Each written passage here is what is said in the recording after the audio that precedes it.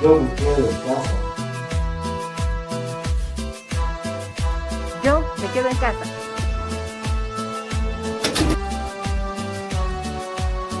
Quédate en casa. Cuida a tu familia. Y cuídate, tú también. Comparsa Revolucionario se queda en casa.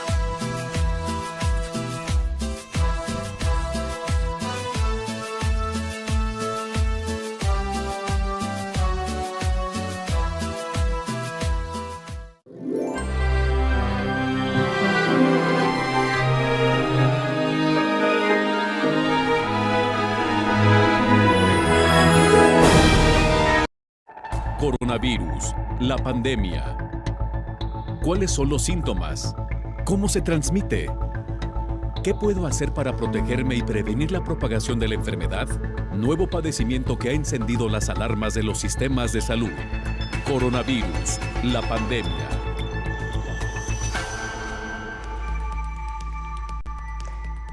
Bienvenido a este programa especial de Coronavirus, la pandemia. Le recordamos que este programa es una producción de la Universidad de Guadalajara que se transmite desde el foro de Canal 44 y que llega a México y América Latina gracias a la señal de las televisoras públicas que se suman a esta emisión. Nuestro agradecimiento también y más cordial bienvenida a la audiencia en Radio Universidad de Guadalajara. Les invitamos para que se queden con nosotros a lo largo de la siguiente hora. Hoy dedicaremos nuestro programa a hablar sobre esta advertencia que se lanza desde la Organización Mundial de la Salud a los países en el mundo. La pandemia de COVID-19 no será la última, ni tampoco ha sido la única que se vive en el orbe. Es por ello que se hace un llamado para que los sistemas sanitarios se mantengan robustecidos y que tengan además una actualización y aportación de recursos sostenible. La Organización Panamericana de la Salud advirtió también que va en ascenso dramático los casos de COVID-19 en Brasil. La alerta surge también porque hay países fronterizos que se están viendo afectados con este incremento en el número de casos en Brasil. Y continúa la controversia en el Instituto Nacional de Salud de Estados Unidos, ya que dudan de los datos otorgados por la farmacéutica AstraZeneca en el ensayo clínico de su vacuna contra COVID-19 publicados esta semana. Le tendremos, por supuesto, los detalles, mientras que la farmacéutica Pfizer anunció que inició un ensayo clínico en Estados Unidos para comprobar la efectividad de un fármaco que se administra por vía oral y que aparentemente está dando muy buenos resultados en el tratamiento de pacientes con COVID-19.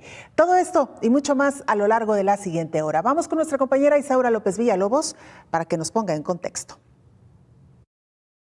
El mundo está invadido de una gama de bacterias y virus, y con el impacto al medio ambiente advierten especialistas que podría avecinarse pandemias mucho más dramáticas que la que hoy se vive con la epidemia COVID-19. Las actividades humanas, el cambio climático y la pérdida de la biodiversidad son factores que influyen a tener un riesgo mayúsculo. La amenaza de futuras enfermedades es latente y con propagación más acelerada. Desde 1918 con la pandemia aviar y a la fecha con COVID-19 se tiene un registro de 6 pandemias globales, todas relacionadas con microbios de origen animal, zoonóticas como influenza y el VIH. Científicos sobre diversidad biológica y servicios de los ecosistemas advierten que hay entre 540.000 y 850.000 virus desconocidos que podrían infectar a las personas. Para su erradicación se requiere realizar acciones más radicales. La Organización Mundial de la Salud, desde la primera década del siglo XXI, ha advertido de enfermedades emergentes y reemergentes. Recientemente, ya con el ataque del coronavirus, reitera la advertencia que 2021 será un escenario en penurias por la descontrolada mutación del virus SARS-CoV-2. El planeta Tierra se enfrentará a más desafíos, pero este año es crucial para las naciones de analizar lo aprendido con la COVID-19, que desnudó a los sistemas de salud desde las grandes potencias hasta las más desvalidas. La Organización Mundial de la Salud ha hecho los llamados a reforzar el sistema de salud, las estrategias sanitarias, revisar con lupa de detalle la compilación de planes establecidos para actuar ante emergencias. Asimismo, en la página de la Red Mundial de Alerta y Respuesta ante Brotes Epidémicos se da cuenta que de manera frecuente incorpora normas para la respuesta internacional ante brotes epidémicos mediante la elaboración de principios rectores y protocolos operacionales con el fin de normalizar los sistemas epidemiológicos y de laboratorio, gestión clínica, investigación, comunicaciones, apoyo logístico, seguridad, evacuación y comunicaciones. La revisión de los planes sanitarios de las naciones no deberá estar aislada. Conjuntar esfuerzos con cada uno de los sectores es esencial para mitigar el impacto que pudiera avecinarse. Comunicación asertiva y un vínculo directo entre la sociedad e instituciones, aunado al llamado categórico de los organismos de salud mundial de mayor inversión en la sanidad pública. La COVID-19, advierte, no está sola, podría venir escalando una ola de epidemias y pandemias futuras que pone en riesgo la seguridad sanitaria del planeta Tierra, informó Isaura López Villalobos. Vamos al informe diario que presenta la Organización Mundial de la Salud desde su sede en Ginebra, Suiza. Nuestra compañera Cristina Gallego, corresponsal de la agencia EFE, nos presenta el reporte. Cristina, adelante con la información. Hola, ¿qué tal? Buenos días, Belén, y buenos días a todo el auditorio de Canal 44. El número de muertes por COVID-19 aumentó un 3% con respecto a la semana anterior, tras 6 semanas consecutivas de descensos, con un total de 60.000 fallecimientos, lo que hace una cantidad desde que comenzó la pandemia de más de 2.700.000, según los datos de la Organización Mundial de la Salud. Mientras, el número de contagios continúa en aumento a nivel global en la 4ª semana consecutiva de incrementos, sumando un total de más de 123 millones de casos desde que empezó la crisis sanitaria. El Consejo de Derechos Humanos de las Naciones Unidas ha aprobado una resolución que aboga por un acceso igualitario de todos los países a las vacunas contra la COVID-19 y pide el fin de los obstáculos injustificados a la exportación de estos productos, dado que ello conduce a una desigual distribución. El texto aprobado subraya que la mayoría de las vacunas contra el coronavirus se han administrado por ahora en países de altos ingresos, una situación que, en opinión de los promotores de la resolución, retrasará la completa eliminación de la COVID-19 a nivel global. También afirma que la pandemia ha impactado negativamente en los derechos humanos en el planeta y ha perpetuado las desigualdades, ya que los que están en mayor riesgo son personas vulnerables y en situación marginal, incluyendo los más mayores, migrantes, discapacitados, minorías étnicas o personas privadas de libertad. Por su parte, el director general de la Organización Mundial de la Salud, Tedros Adhanom Ghebreyesus, ha denunciado que muchos países sigan negociando con las farmacéuticas compras bilaterales de vacunas contra la COVID en lugar de colaborar en campañas de inmunización internacionales. El máximo responsable del organismo ha declarado que estos acuerdos son uno de los principales obstáculos en la actual campaña global de vacunación, en la que aún quedan importantes desafíos. Tedros ha recordado que aunque las vacunas acaparan gran parte de nuestra atención, no debemos olvidar que los tratamientos y los diagnósticos juegan un papel vital en la respuesta, pero que la financiación para ellos es insuficiente.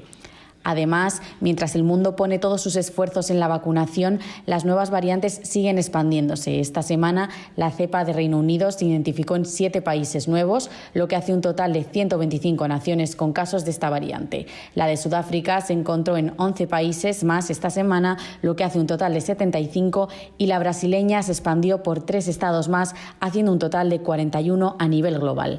Reportó desde Ginebra Cristina Gallego para el programa Coronavirus, la pandemia. Brasil continúa en ascenso en cuanto a número de contagios, una cifra preocupante la que ha alcanzado en los últimos días este país, que por cierto también ya está afectando a países fronterizos. La Organización Panamericana de la Salud advirtió que la COVID-19 aumenta peligrosamente en Brasil y que incluso está afectando a países vecinos como en zonas fronterizas de Perú, Venezuela y Bolivia, advirtió la directora del organismo internacional, Carissa Etienne. Apenas el domingo, Brasil recibió poco más de 1 millón de dosis de vacunas anti-COVID desarrolladas por la farmacéutica AstraZeneca, las cuales fueron enviadas a través del mecanismo COVAX. La vacuna de AstraZeneca es de la misma plataforma que la fabricada en el suelo brasileño por la Fundación Osvaldo Cruz. Es un producto seguro y de calidad, que cuenta con la aprobación para su uso en emergencias tanto de la OMS como de la Agencia Nacional de Vigilancia Sanitaria de Brasil. El primer caso de COVID-19 fue notificado en el territorio brasileño en febrero de 2020. Desde entonces, el país ha confirmado 11.9 millones de casos y 292.752 muertes como consecuencia de la infección por el SARS-CoV-2, el virus que causa esta enfermedad, según datos del Ministerio de Salud de Brasil al 20 de marzo. Informó Elizabeth Ortiz. Y Brasil es precisamente uno de los países más castigados con esta pandemia de COVID-19 en el mundo. Registró 3.251 muertes por COVID-19 en las últimas horas, lo cual implica un nuevo récord.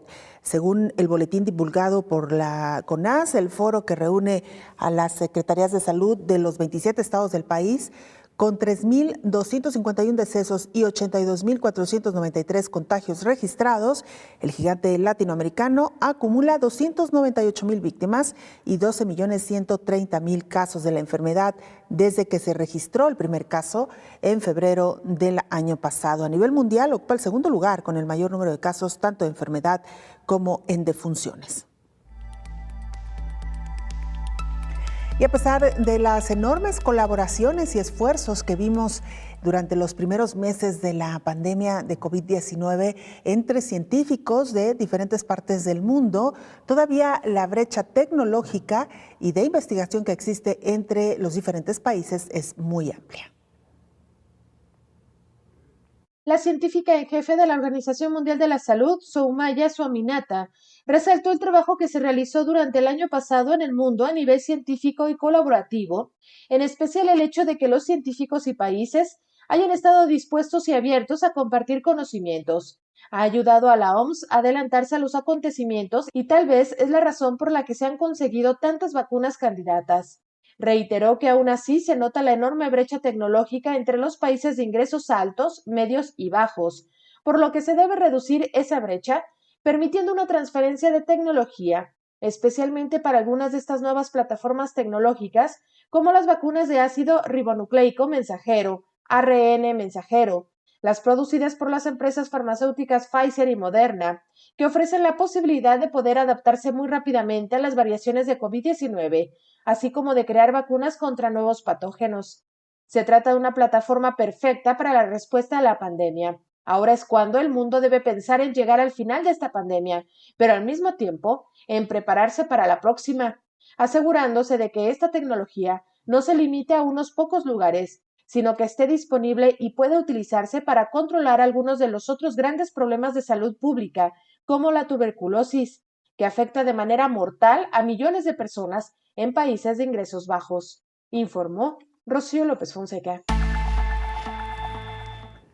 Otro país, en este caso de América Latina, que podría regresar al confinamiento severo es Paraguay, ya que en las últimas semanas se ha observado un incremento sustancial en el número de casos por COVID-19. El gobierno estudia establecer medidas estrictas que podrían entrar en vigor durante el fin de semana. Mientras tanto, las costuras del sistema sanitario y social de Paraguay no aguantan más presión. De acuerdo con fuentes de Paraguay, se presenta un gran retraso en la campaña de vacunación. Este martes se comenzó a suministrar las 36,000 dosis que recibió hace unos días a través del mecanismo COVAX de la Organización Mundial de la Salud. Antes llegaron 27,000 donaciones, principalmente de Chile. Estos primeros lotes se destinarán al personal sanitario. Al término recibirá 4.3 millones de dosis a través de COVAX. Desde que comenzó la pandemia COVID-19, se ha cobrado cerca de 3.800 vidas en ese país que roza los 7 millones de habitantes. @Canal 44 TV, nuestra cuenta institucional en Twitter y Facebook. Nos pueden mandar mensajes también a través de WhatsApp al 33 22 42 06 90. Hacemos una pausa brevísima, regresamos con más información.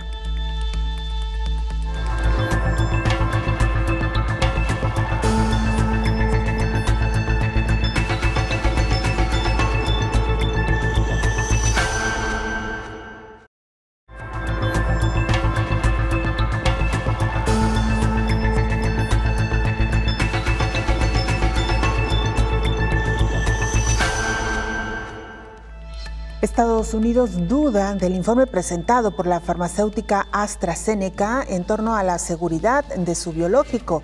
Anthony Fauci, el epidemiólogo que se ha encargado del manejo de la pandemia en Estados Unidos, muestra su preocupación por estos resultados. Alerta a los Institutos Nacionales de Salud de Estados Unidos que dudan de los datos otorgados por la farmacéutica AstraZeneca en el ensayo clínico de su vacuna contra la COVID-19 publicado esta semana.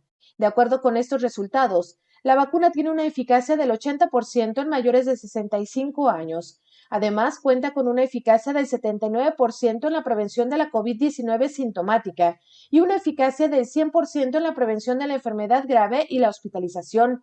Sin embargo, los institutos nacionales encabezados por el epidemiólogo Antonio Fauci informaron que están preocupados porque detectaron que AstraZeneca pudo haber incluido información obsoleta de este ensayo, lo que puede haber proporcionado una visión incompleta de los datos de eficacia. Llamaron a la compañía a trabajar con la Junta de Supervisión de Datos y Seguridad de los institutos para revisar los datos de eficacia y asegurar que estos datos más precisos y actualizados se hagan públicos lo antes posible.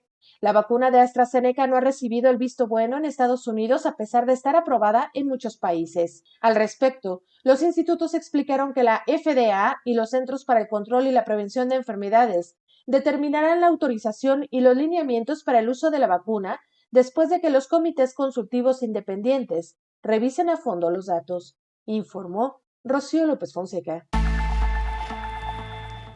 Buenas noticias vienen desde la farmacéutica Pfizer después de haber probado con éxito la vacuna que elaboró junto con un laboratorio alemán.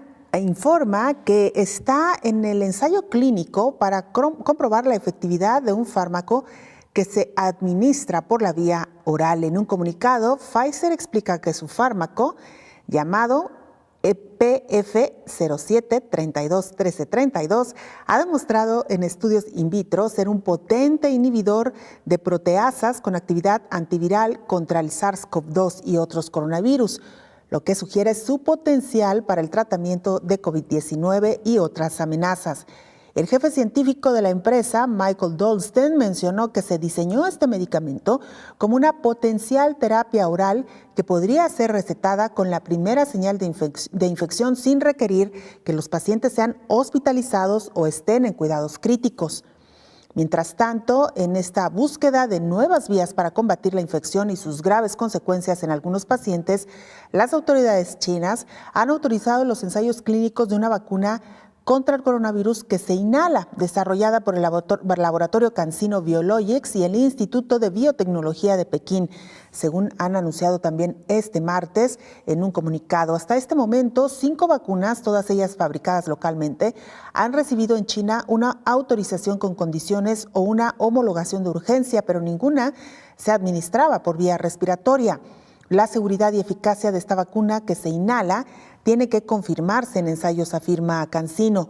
Hasta el 20 de marzo, China había administrado casi 75 millones de dosis de vacunas contra el coronavirus, según la página web de análisis de datos Our World in Data, y se dispone además a flexibilizar las restricciones de entrada en su territorio de ciudadanos de varios países, entre ellos Estados Unidos, siempre y cuando hayan recibido una vacuna china.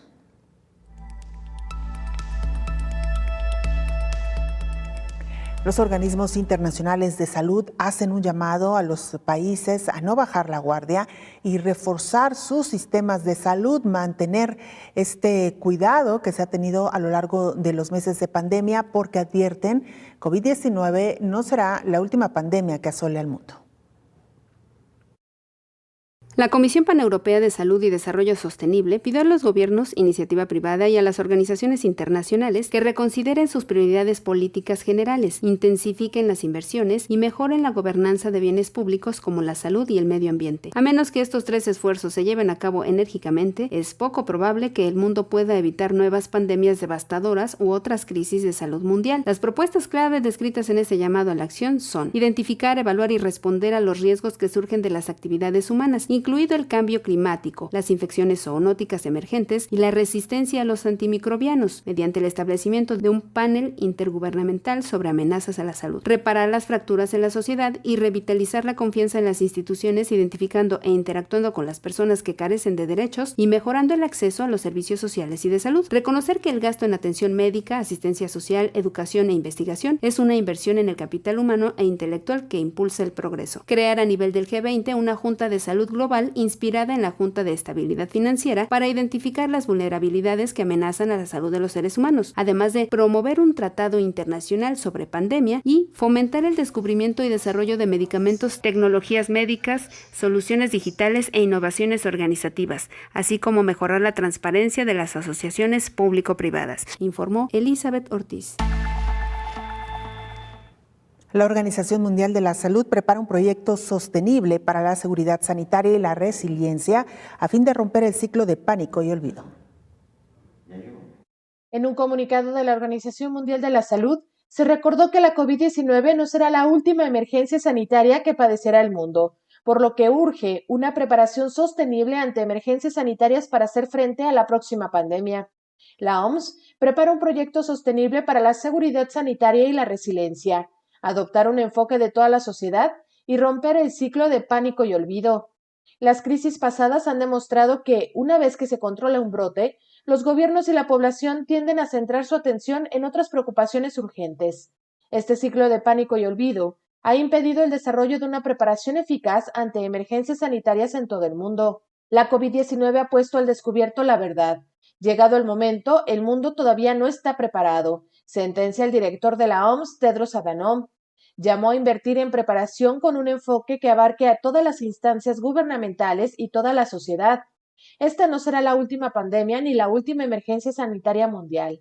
Sin embargo, si se realizan ahora las inversiones políticas y financieras adecuadas, se puede promover la seguridad sanitaria, prevenir y mitigar futuras pandemias y proteger el futuro y el de las generaciones venideras, explicó. Aprender de la pandemia y aprovechar los avances anteriores debería orientar los pasos de los países para fortalecer la seguridad sanitaria y así ayudar a alcanzar los objetivos de desarrollo sostenible. Francia cree firmemente que la preparación merece ocupar un lugar mucho más prioritario en la agenda de política exterior y de todas las naciones, informó Rocío López Fonseca.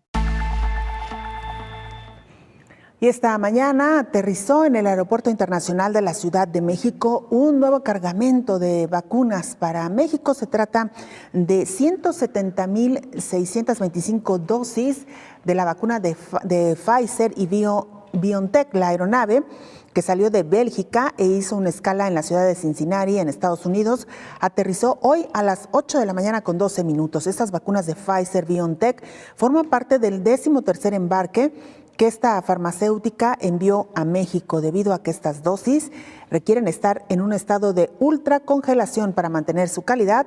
Serán destinadas a adultos mayores que viven en zonas urbanas, de acuerdo a lo que ha difundido la Secretaría de Salud. Luego de que las vacunas aterrizaron, fueron llevadas al área de aduanas del aeropuerto y trasladadas a las oficinas de la empresa de participación estatal Birmex, ubicadas en Cuautitlán, en el Estado de México. Sin duda alguna, una buena noticia. Continúan llegando estas dosis para la inmunización de los adultos mayores. Damos la más cordial bienvenida en esta mesa de trabajo al infectólogo Héctor Raúl Pérez Gómez. Doctor, bienvenido. Hola, querida Belén. Buen día. Qué ¿Cómo le va, doctor? Muy bien. Qué bueno. Muy bien, gracias. Aquí con estas noticias de la llegada de más vacunas, doctor. Sin duda alguna, en un momento donde la emergencia sanitaria no ha mermado, no ha bajado, y en este llamado también que hace la Organización Mundial de la Salud a los diferentes países a no bajar la guardia y a reforzar aún más sus sistemas de salud, porque dicen esta no será la última pandemia que asole al mundo. Sí, Belén, definitivamente no será la última pandemia, y la actual todavía es un riesgo latente. Si bien ha habido momentos en que parece descender la curva, también los ha habido en que parece volver a retomar ascenso, como lo que está ocurriendo en este momento. Si uno revisa la curva pandémica mundial, y hay diversas fuentes. Uno puede consultar la propia Organización Mundial de la Salud, la que corresponde a Johns Hopkins o al Instituto de Métrica en Salud de la Universidad de Washington. Estamos viendo en estos momentos un ligero repunte que esperemos no vaya a convertirse en una tendencia de nuevo de ascenso de la curva a nivel mundial. Lo que tuvimos a mediados de enero fue el gran pico con alrededor de 890,000 casos nuevos de infección cada día. Pero después de ese pico empezó a bajar poco a poco hasta llegar el 1 de marzo a tener alrededor de 190,000 nuevos casos en un día. Pero en estos últimos 20 días parece haber repuntado un poco la enfermedad y se asume que podría estar relacionado con las nuevas cepas, por ejemplo. Se asume que algunas regiones en específico podrían ser las que están contribuyendo con este incremento en el número de casos. Entonces, sí, la OMS sigue insistiéndole a la población que no bajemos la guardia, que sigamos con las medidas de prevención, que se acelere la vacunación en todo el mundo, que las farmacéuticas aceleren el paso en la producción y algo que no deja de comentar la Organización Mundial de la Salud, insistir en la equidad en la distribución de las vacunas. La equidad, que de hecho de eso hablamos aquí hace varios meses, decíamos, Belén, que era una excelente noticia lo relativo a las vacunas, pero que ojalá llegado el momento tuvieran una distribución equitativa en los países, lo cual no ha ocurrido. Claro, doctor, hoy nada más dábamos la noticia de lo que está ocurriendo en Paraguay. Han recibido una mínima cantidad de vacunas en medio de una ola muy fuerte de casos, esto sin contar otros países que ni siquiera han recibido una sola dosis. En fin, una situación muy preocupante. Doctor, vamos a hacer una pausa y regresando, si le parece, revisamos qué es lo que ha ocurrido con los sistemas sanitarios que incluso abrieron áreas especiales para la atención de COVID, pero que una vez pasadas las primeras olas han comenzado a cerrar porque tienen que atender otras enfermedades que se quedaron por ahí en el camino en medio de esta gran emergencia. Con esto y más, regresamos después de la pausa.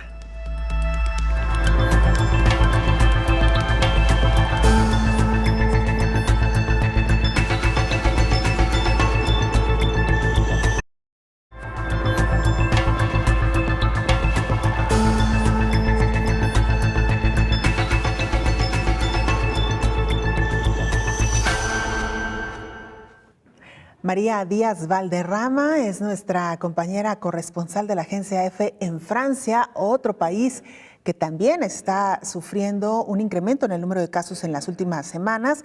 Vamos con nuestra compañera María Díaz para que nos cuente más. María, te escuchamos.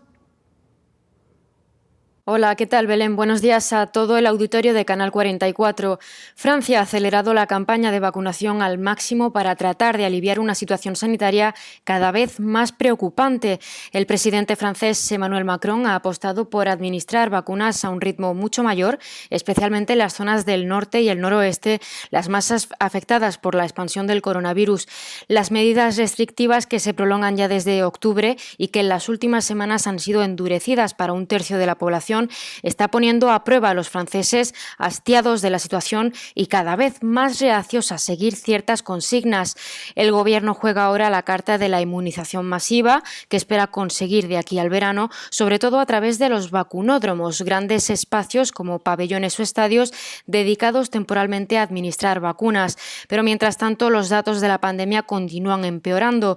Las últimas cifras disponibles este martes mostraron más de 14.000 contagios en un día y 287 fallecimientos en hospitales, mientras la cifra de pacientes hospitalizados aumentó hasta los 26.756, con más de 4.600 en unidades de cuidados intensivos.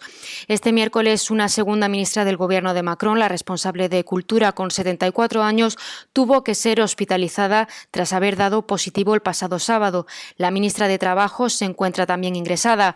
Ante la preocupante situación, el ministro del Interior ha pedido a los franceses que no se desplacen y que no se reúnan con familias ni amigos ante las fiestas religiosas de Pascua a principios de abril. Reportó desde Francia María Valderrama para el programa Coronavirus, la pandemia. Gracias, María, por este informe. Así la situación, doctor Héctor Raúl Pérez Gómez, aún en los países más avanzados, con serias dificultades en el control de la pandemia y también en la suministración de la vacunación, que pareciera increíble, pero van de manera lenta, ¿no? Uno pensaría que ya tendrían garantizados los lotes. Pero, doctor, esto nos da pie también para revisar lo que ha ocurrido con el sistema sanitario y cómo responder a esta indicación de la Organización Mundial de la Salud para no bajar ya el escalón de donde se está ahora en el sistema sanitario, porque seguramente vendrán más pandemias. Sí, Belén.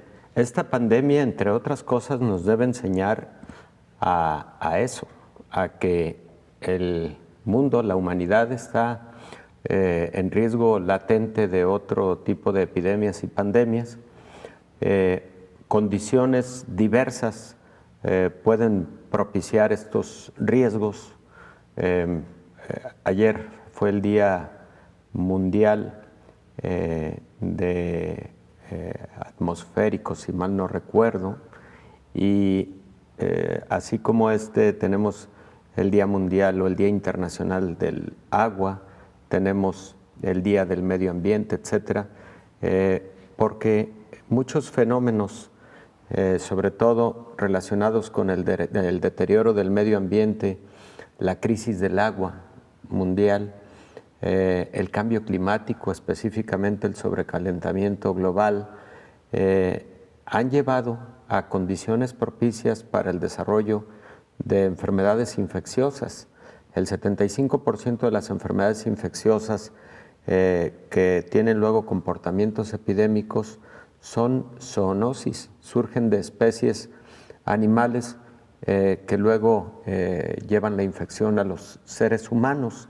Y todo esto, Belén, nos tiene en una situación, insisto, de riesgo latente. Por lo tanto, la pandemia de COVID-19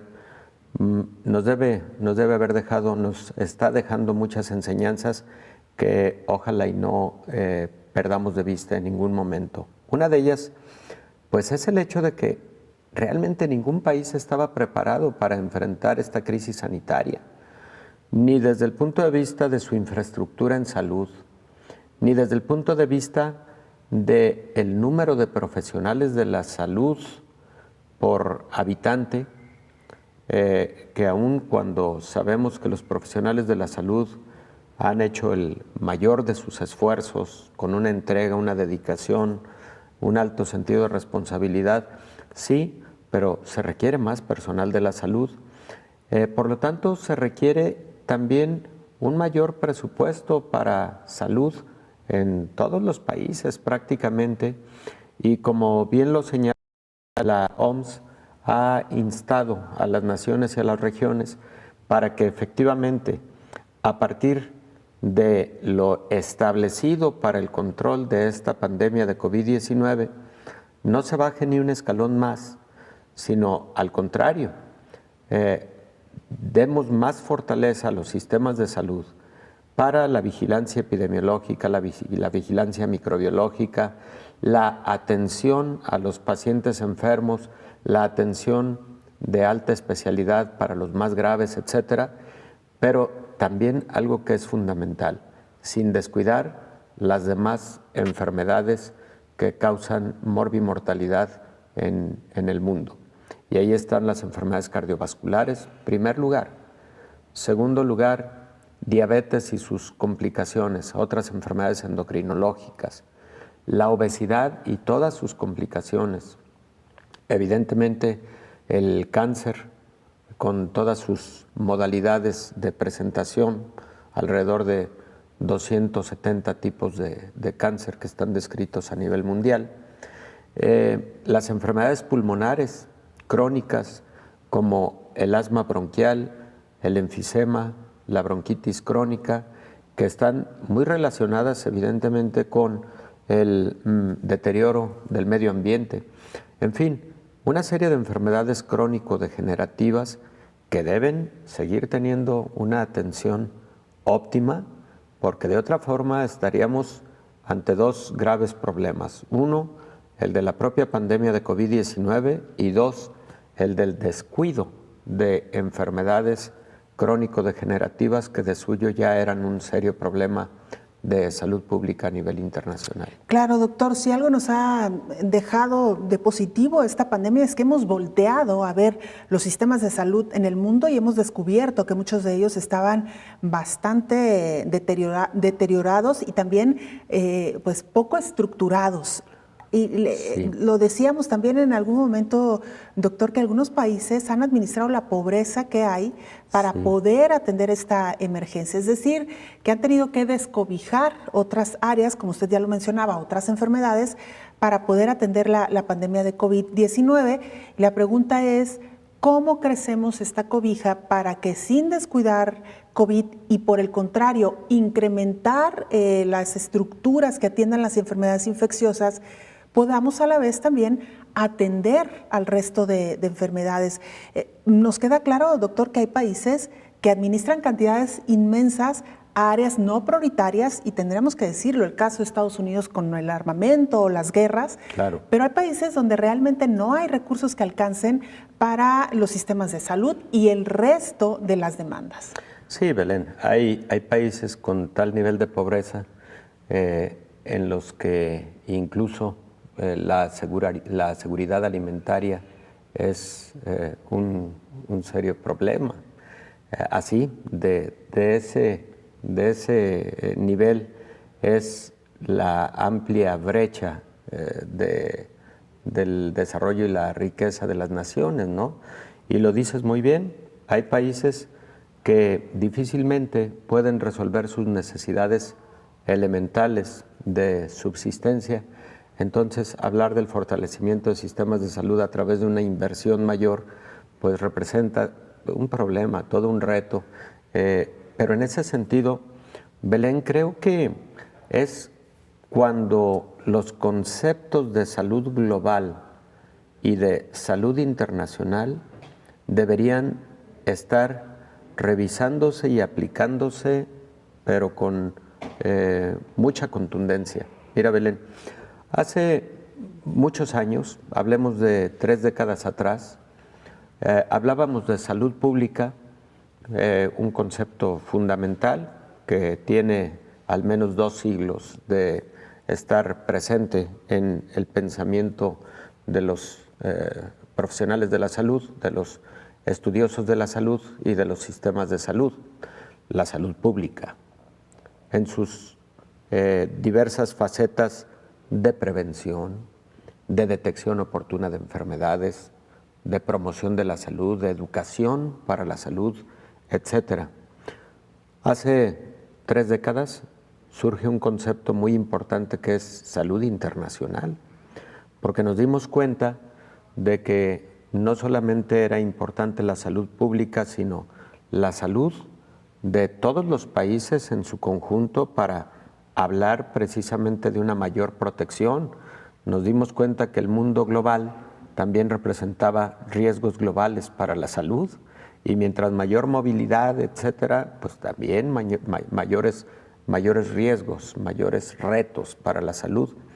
Y más recientemente surge otro concepto llamado salud global, en donde ya no solamente es la salud del ser humano en el ámbito internacional a través de la cooperación internacional, sino también la salud del medio ambiente, la salud de otras especies animales, la salud del ser humano en sus colectividades para poder hablar de una mayor seguridad en el ámbito sanitario.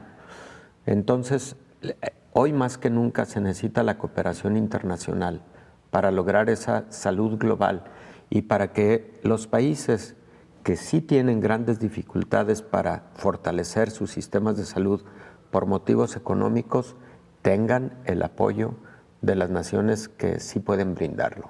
Claro, doctor, porque esta pandemia de nueva cuenta nos dejó en claro algo que venía ocurriendo, pero que quizá no lo habíamos visto con tanta claridad. Lo que ocurre en China termina por afectar a todo el mundo. Lo que ocurre en África y lo que ha venido ocurriendo en África desde hace varias décadas, pareciera que no afectaba tanto al mundo y entonces se quedaba en África, pero no, o sea, hoy por hoy, como usted dice, la movilidad, la llamada aldea global es cada vez más pequeña en cuanto a este número de repercusiones, y es por ello que es importantísimo también que cuidemos no solamente la casa, sino también la casa del vecino.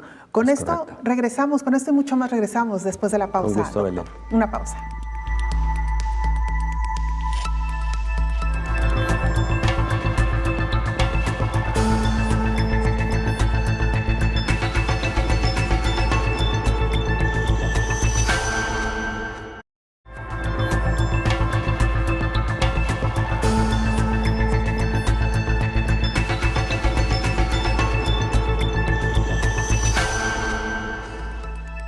La tecnología se ha convertido hoy por hoy en un gran aliado en medio de la salud para lidiar con las discapacidades. Pañales inteligentes, robots auxiliares de alimentación y en relación con las ondas cerebrales, será una realidad ver avances en la interfaz cerebro-máquina para controlar computadoras y teléfonos móviles para 2030. La misma transformación de productos convencionales en dispositivos inteligentes está destinada al sector salud. Ahora hay una mayor competencia y algo que se consideraba como un área de nicho con precios muy altos empieza a bajar, señaló la experta en propiedad industrial Irene Kitsara. Las tecnologías de asistencia se están abriendo camino cada vez más en las aplicaciones de consumo masivo. La Organización Mundial de la Propiedad Intelectual reporta un crecimiento de 2 dígitos en el sector en los últimos años. Además de las mejoras en los productos establecidos, incluidos los asientos para sillas de ruedas o las ruedas que se pueden ajustar para terrenos difíciles, las alarmas ambientales y los dispositivos habilitados para braille, la OMPI dijo que estos dispositivos de asistencia emergentes crecieron 3 veces más rápido entre el periodo de 2013 a 2017, con un 17% anual en promedio. Actualmente se estima que 1.000 millones de personas en todo el mundo se benefician de una tecnología de asistencia. Se espera que esa cifra se duplique para 2030 a medida que la población envejezca, dijo Marco Alemán, subdirector general de Propiedad Intelectual e Innovaciones de la OMPI. Los productos de este sector incluyen robots de asistencia en el hogar y productos portátiles para personas con discapacidad visual y gafas inteligentes, de acuerdo con el informe de tendencias de tecnologías de la OMPI 2021. Otros productos emergentes que se espera que se pongan de moda incluyen ayudas avanzadas para caminar, bastones inteligentes, neuroprótesis, prótesis inteligentes e impresas en 3D, trajes de exoesqueleto portátiles para la parte inferior y superior del cuerpo para ayudar con tareas de elevación y mejorar la movilidad, informó Elizabeth Ortiz. Gracias, Elizabeth, por este informe. Doctor Héctor Raúl Pérez Gómez, hablamos del reto que nos deja esta pandemia de COVID-19 hacia el futuro y considerando que muy probablemente será casi un hecho que no es la última pandemia que estaremos viviendo en la humanidad, porque así nos lo ha demostrado la historia y porque es parte del proceso natural también, doctor, de la humanidad. Me gustaría, doctor, que pudiéramos hacer algún comentario sobre la industria privada dedicada al sector de la salud, porque creo que este también debe ser una de las grandes reflexiones a futuro. Esta pandemia también nos demostró que cuando no se cuentan con recursos personales, depender de la asistencia pública puede ser la diferencia entre la vida y la muerte. Así de triste y de trágico es la situación. Acceder hoy por hoy a un hospital privado es prácticamente imposible para un gran porcentaje de la población. Comprar tratamientos médicos o simplemente las rehabilitaciones, doctor, implican un gran desembolso de los recursos. ¿Corresponde esto a la realidad del costo de los servicios médicos, doctor?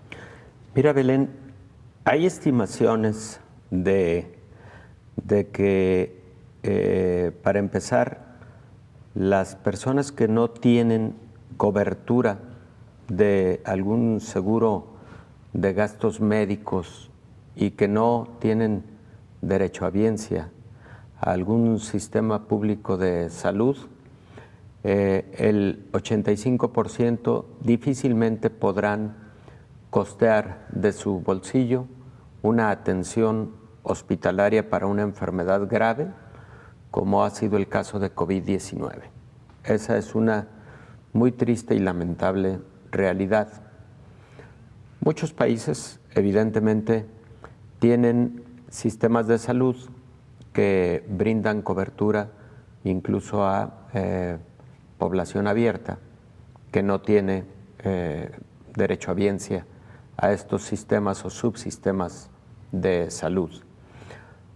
Pero cuando se trata efectivamente de desembolso del bolsillo, del recurso para atender una enfermedad grave, ahí definitivamente los costos prohibitivos de la atención médica privada en casi todo el mundo, hay países en donde esto es mucho más elevado aún, pues representa la gran diferencia efectivamente, Belén, entre incluso la vida y la muerte y también, como bien lo señalas, los procesos largos de recuperación, de rehabilitación, pues también se ponen en un entredicho, en un alto riesgo, ¿no? Ahí, Belén, creo que cuando hablamos también de la participación de la industria farmacéutica en el desarrollo de vacunas, en el desarrollo de fármacos, etcétera, debe prevalecer un concepto de cooperación, solidaridad y un concepto de ética y, por qué no decirlo, hasta de principios morales. ¿A qué me refiero con lo anterior? Sabemos que la industria farmacéutica, pues como tal, son corporaciones, son consorcios que tienen pues su base en el desarrollo de negocios relacionados con el desarrollo de fármacos, vacunas, instrumentos médicos, etcétera. Sí, pero en ocasiones es desproporcionado el costo de estos fármacos, sobre todo cuando son nuevos fármacos y también cuando particularmente están en un alto requerimiento, en una alta demanda, y se vuelve más marcado este concepto del precio y la demanda, que de alguna manera hace mucho menos accesibles los tratamientos para un alto porcentaje de la población. Ahí yo creo que debe existir una regulación, no solo desde el punto de vista de la calidad, eficacia, seguridad de fármacos nuevos, sino también el acceso económico a los mismos, el que se dé en condiciones tales que la población pueda acceder a estos nuevos medicamentos. En ocasiones, para que pueda haber mayor acceso, se requiere que pasen varios años cuando estos fármacos pierden la firma patente y pueden ser reproducidos a través de lo que conocemos como fármacos genéricos, que se hacen un poco más accesibles desde el punto de vista económico. Pero creo que eso debería ocurrir desde el momento en que un fármaco ha concluido su proceso de investigación y ha entrado ya a un determinado mercado, el que los precios sean más accesibles, porque hoy por hoy esta pandemia nos ha enseñado que en pocos días una familia puede quedar en un deterioro económico impresionante.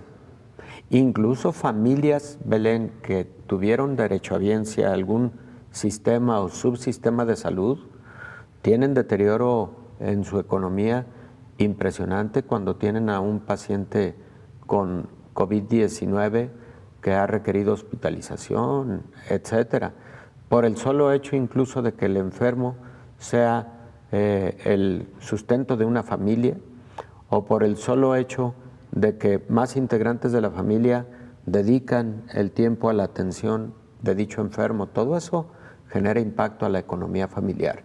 Entonces creo que es una reflexión importante la que tú haces, Belén, respecto de eso, de que existiera también regulación en el sentido de los costos de atención a la salud, tanto desde el punto de vista de las farmacéuticas como también de la iniciativa privada. Claro, los sistemas hospitalarios privados, doctor, entendemos que se trata de un negocio. La industria farmacéutica es un negocio, la industria hospitalaria privada es un negocio, pero la pregunta que daría sobre la mesa es de si realmente los costos a los que hoy estas farmacéuticas y estos sistemas hospitalarios ofrecen sus productos son reales o las ganancias están muy por arriba de lo que realmente es el costo que ellos tienen, porque entendemos, claro, que las industrias farmacéuticas o la industria farmacéutica tiene que pagar investigadores, tiene que pagar científicos, tiene que pagar grandes laboratorios, empleados, pero aún así nos seguimos preguntando si realmente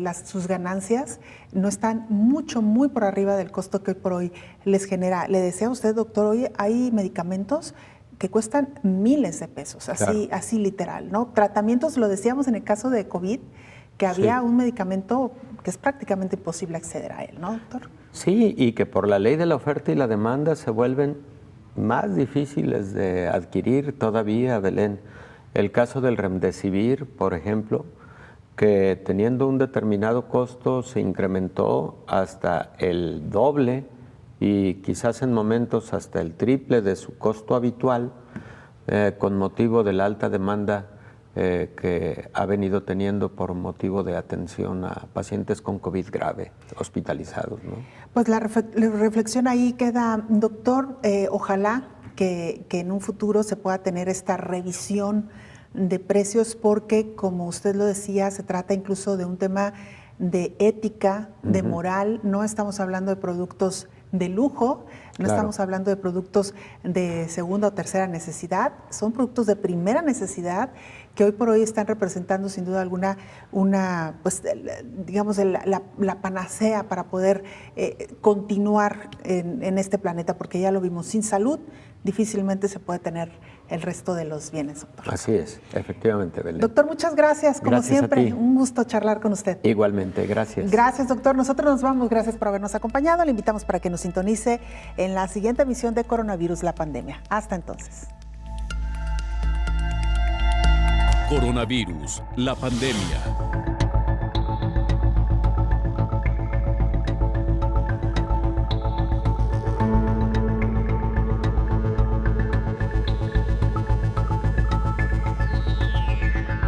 Coronavirus, la pandemia.